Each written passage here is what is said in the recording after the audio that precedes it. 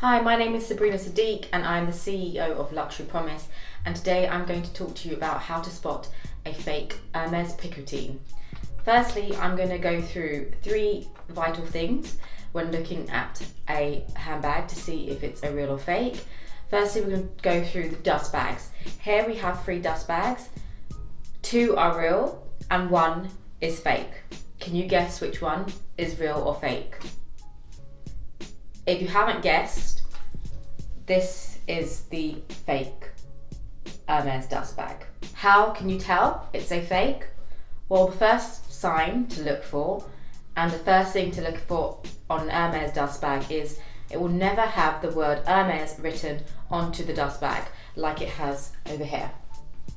So you'll never ever see this in any dust bag, whether it's old, new or vintage.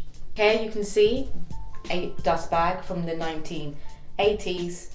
Again, there's no Hermes brand or the logo written directly onto the dust bag. Another character we look for is the colour of the ink that is used on the dust bag or the stamping. So you can see again on the fake dust bag, it is a red burgundy, a light, slightly maroon coloured font, whereas on the real Hermes dust bag, it's brown. So you can see it's dark brown in both a 2011 dust bag and a 1980s dust bag. You can see it's the same colour font. So we'll do a comparison of the 2 together. Also, another thing to look out for is the detail on the dust bag. As you can see on the dust bag, on each of these dust bags, including the fake dust bag, there is a horse and carriage on each of these dust bags. If you look at the details of the dust bag, and the shape of the horse and carriage is something that you need to look at when you're authenticating the handbag. You can see in the 2011 dust bag that you can see the eye of the horse, whereas on the fake dust bag you can see there is no eye. We can also look at the shape of the carriage. As you can see, the carriage is slightly longer in the fake dust bag and it's shorter in the real dust bag. And also if you look at the wheels and the font on the wheels is not as neat as you would expect to see it on the real dust bag. Another thing that we will look at is the space between the second circle. You can notice on the vintage dust bag that there is no second circle, which can and is common to be found in the older style bags where you don't have a second circle. Also, another thing to look at is the H.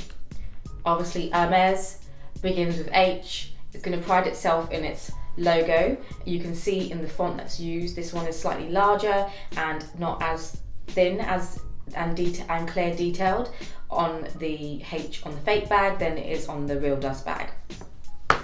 So those are the 3 things that we would look at. Also, another thing that we're going to look at is the colour of the dust bag. You can see obviously in the vintage dust bag we have a brown dust bag, and then we also have an orange dust bag, which I will show you shortly. You can see on the fake dust bag and the real dust bag there's clear differences between the 2 colours. The next thing we're going to look at before we even get to the bag is again the dust bag on the key and clochette. Firstly, you can see there's 2 different sizes on this dust bag and this dust bag. Which one is real or fake? The one in my left hand is the real dust bag and the one on my right hand is the fake dust bag. Again, if we look at the details, the colour of the font is a slightly maroon coloured, whereas on the real one it's a chocolate brown. And another thing we need to look at is the drawstring. You can see on the real dust bag it is slightly thicker, whereas on the fake one it is thinner and a different colour brown. It's slightly lighter brown. If you can see on this dust bag it says the word Hermes. You will not find the word Hermes printed onto the dust bag. And also if we look at the font that is used on this dust bag, it is the incorrect font, and Hermes do not use this font, and it is very clearly spaced out, and you can see between the font on a Hermes box to the dust bag it should reflect. So anything with the Hermes Paris or Hermes branding should reflect and be the same throughout its packaging and the brand itself. So now we're going to have a look at the key and the clochette. So these are two clochettes. One is a e-taupe and one is a glycine.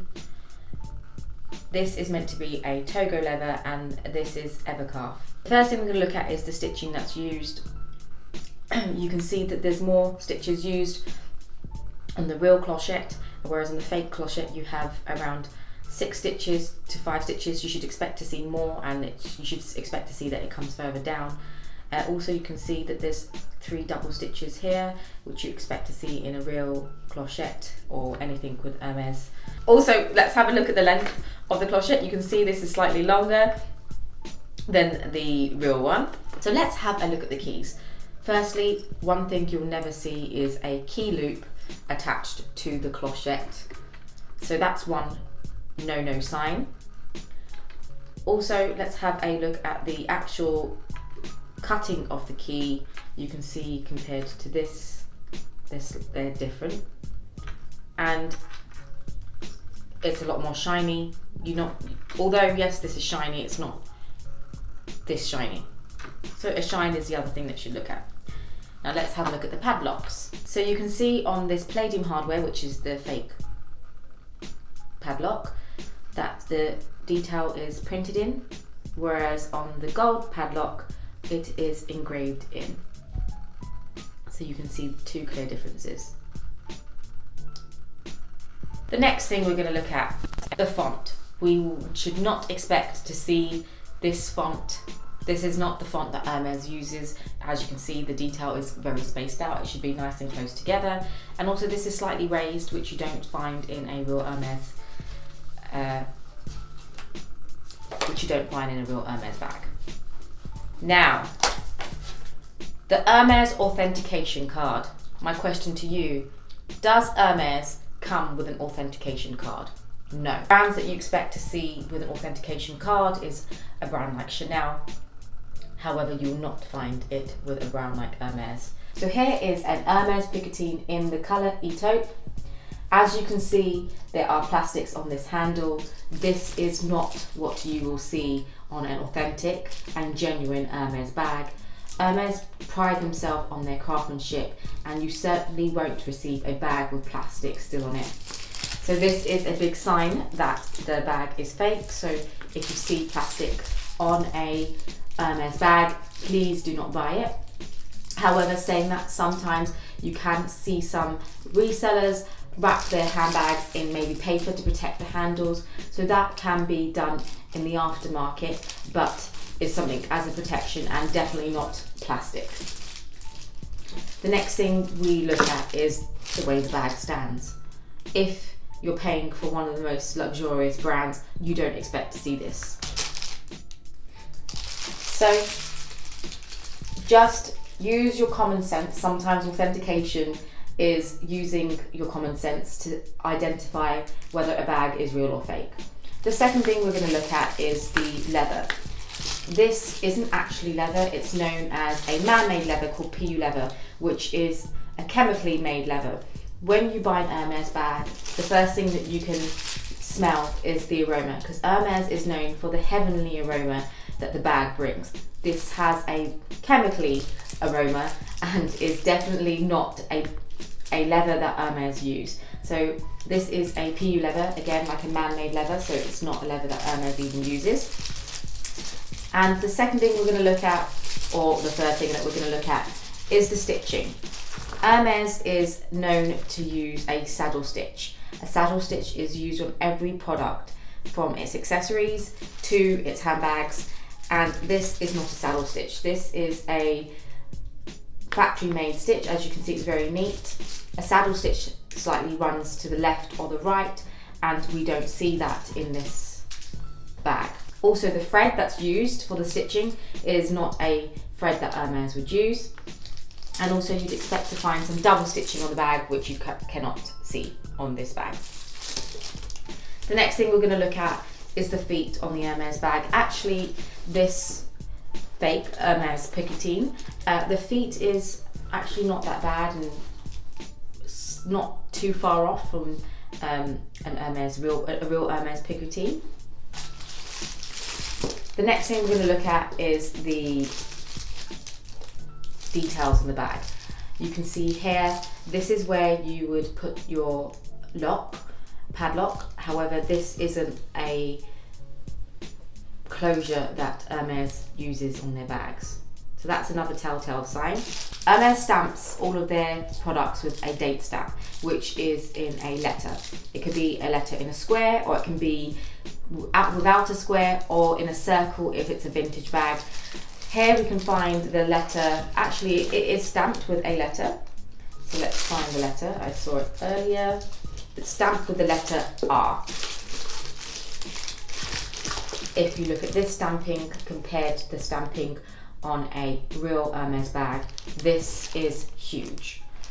It is a big fat R, which we're not going to see on a real Hermes bag. Also, the bags are hand stamped, and this is a factory stamped bag, and again, it's the wrong font. This is not the correct font that Hermes will use. And next thing we're going to look at is the Hermes Made in Paris. If I can get to show you or do a close-up of the Hermes Made in Paris, the logo is not clear and is too deep for Hermes Paris Made in France. However, it's not, I wouldn't say that was a particularly badly stamped fake bag. So these are the characters that we're looking at when we're authenticating an Hermes Picotin. And my advice is, if you're buying something with a price which is too good to be true, often it's too good to be true, buy from a reputable seller who will give you a money back guarantee, and always ensure that you just educate yourself a bit about the brand before buying it. I hope this video will give you some tips on how to authenticate. We also have another video on how to spot a fake Birkin. We'll add that link below. And if you haven't subscribed to our YouTube channel, then please do. And don't forget to sign up at www.luxurypromise.com. And also you can find us on Instagram with the link above. See you later.